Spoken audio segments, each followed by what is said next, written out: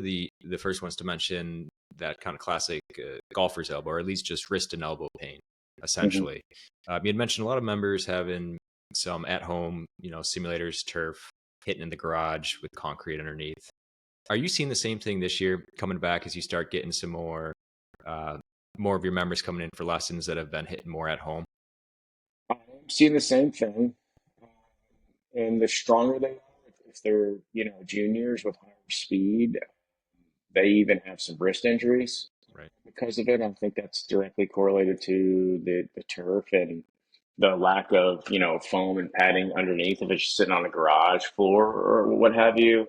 But that's always going to be a thing, especially when you look at Middle Tennessee, how wet or cold the last, 60 days have been. Mm, And, these juniors and college kids that are getting ready for college, they know they can't take a day off, if right. you will. So they're constantly hitting, as I think they should.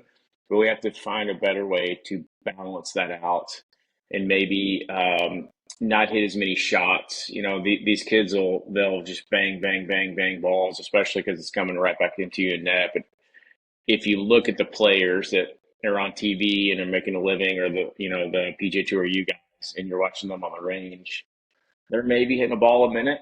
They're going through the process. It's very slow and methodical. So we're just trying to educate them on how not to be injured, because especially it's hard to tell these members, hey, don't hit in the simulator that you just built in this custom simulator in this beautiful home.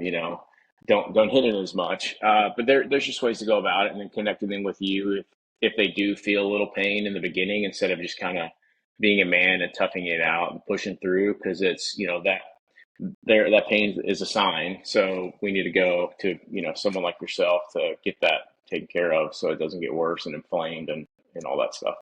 Yeah. Last time you had mentioned even shutting some kids down for 4 or 5 months, at the Hmm. worst of it. And yeah, when it comes to tendons, it's the early phase is important.